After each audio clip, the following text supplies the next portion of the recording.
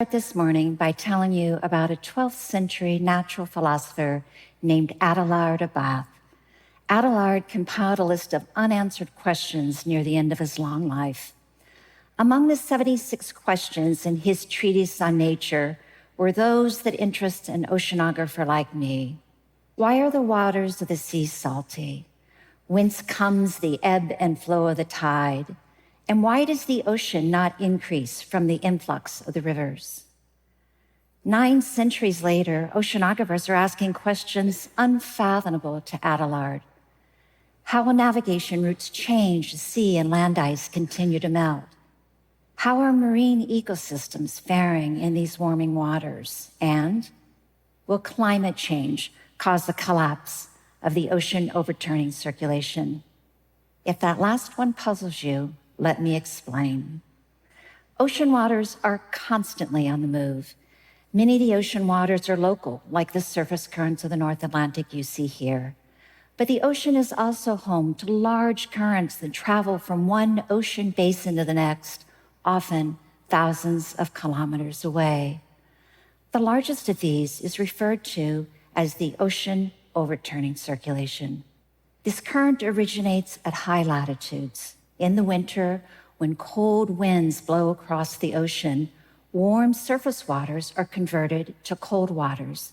That's the orange arrow turning blue. These cold waters are now denser than the waters underneath, and so they sink and then spread at depth to distant parts of the globe, following that ribbon of blue. Eventually, these waters upwell, meaning they return to the surface where they warm, and so now the blue ribbon turns back to orange, and they return to where they started, completing the ocean overturning. Now, this ocean overturning redistributes heat on our planet. In partnership with the atmospheric circulation, this fluid movement maintains a 30 degrees Celsius difference between the equator and the poles. Without these fluid motions, that temperature difference would be 110 degrees Celsius, and not just over the ocean, inland as well. Polar latitudes would be completely frozen, and the tropics would be even more sweltering. But this overturning also impacts our climate because when those waters sink, they carry with them the carbon dioxide they've gained by exchange with the atmosphere. And so as a result of this, as the decades have progressed, the amount of carbon taken up or fluxed into the ocean has been increasing in tandem with the increasing concentrations of carbon dioxide in the atmosphere. In fact, the ocean now stores 30% of the carbon dioxide released by humanity since the start of the Industrial Revolution. Now, this does mean that the levels of carbon dioxide in the atmosphere are less than they would be otherwise, which is good news. But that carbon uptake by the ocean increases ocean acidity, which is not good news for marine species that build skeletons and shells, and it is certainly not good news for marine ecosystems in general. Now, as our ocean continues to warm and as ice continues to melt, both of which cause surface waters to become less dense, we fully expect that at some point in winter, those surface waters will not get dense enough to sink. And at that point, we expect the overturning to slow. And if the overturning slows, well, there will be less carbon uptake by the ocean, but there will also be even more major disruptions to our climate and weather patterns. We can expect stronger hurricanes, even more intense precipitation. Just about now, you might be wondering, how quickly might the overturning change? Well, for decades, oceanographers assumed that the overturning changed slowly on the timescales of tens of thousands of years in concert with the ice ages. But a study in the 1990s of ice sheets, which hold bubbles of air from past climates, well, that study suggested that the overturning could change quickly, within decades, maybe even within years. And with that, the possibility of an abrupt collapse of the overturning circulation brought about by human-induced warming, well, at that point, it became a very real possibility. Thankfully, advances in climate modeling give us a much better idea today of that risk. The black and gray lines that you see on this graph are the model reconstructions of the past relatively steady overturning changes. The lines of various colors show you the future projections of the overturning based on different climate models and different climate scenarios. I'm going to start with the good news, and the good news is that the overturning is unlikely to collapse before 2100.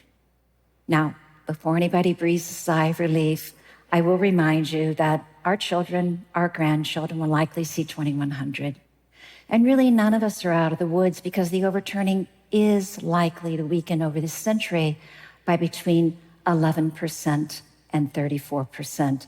And that weakening is enough to cause the disruptions that I mentioned earlier. Now back to those various lines of color. All future projections show a decline, but they differ in how fast and by how much that decline will be. And this is exactly where observations come in, because the longer we measure, the better our predictions will be. If Adelard had started measuring 9 centuries ago, we would be way ahead of the game.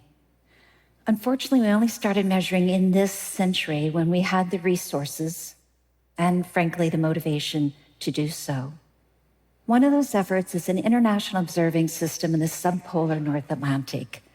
OSNAP stretches from the Labrador coast to one side of Greenland and then again from the other side of Greenland all the way over to the Scottish coast. Those red ribbons depict the surface currents, and those dark blue ribbons depict the deep currents of the ocean overturning circulation. Every black vertical line you see is a mooring that stretches from the sea surface to the seafloor, upon which instruments, shown as red dots, those instruments are on those moorings, and they're measuring the ocean currents, the temperature, and the salinity. Every other summer since 2014, research vessels like this one have traced the OSNAP line, deploying instruments and taking measurements. Dozens of oceanographers from many different countries have been on these cruises. Here's a former student of mine off the coast of Greenland, bringing in a rosette of bottles that have captured water samples in the deep ocean. OSNAP also allows us to use new technology like this autonomous glider that once deployed will set off on a program course taking measurements at depth. Every now and again, this glider will pop to the surface and relay its information to a passing satellite. You could be sitting in a cafe, enjoying your latte, all the while downloading data from this glider, which for a seasick prone oceanographer like me is a godsend. However, it is true that conditions on these cruises are sometimes challenging, but I must admit that the views are almost always worth it. Now, you can tell from a glance that our OSNAP data to date do not tell us whether the overturning in this part of the ocean is currently increasing or decreasing. And the reason for that is the same reason that you cannot tell what the stock market will do in a year by looking at the Dow Jones Industrial Index for a week. There's noise in the market, and there is noise in the ocean. But just as we have confidence that stocks are a good bet in the long run, we have confidence that in the long run, the overturning will decline if our climate continues to warm. And with that confidence, we know that it's not enough for us to study the overturning in isolation. We need to understand how the overturning is impacting and being impacted by everything else going on in the ocean. I just told you the ocean is noisy. Well, the ocean is also connected. What's happening in one part of the ocean affects what's going on in another part. And so to understand and to improve our estimates of the overturning, the warming, the freshening, the acidification, we need to measure globally. And we are. This NOAA buoy is out there measuring the exchange of carbon between the ocean and the atmosphere. This one buoy is but a small part of a vast global measurement system that looks like this. Every line or dot you see on this map is where there is a ship, a mooring or a buoying out in the ocean taking measurements.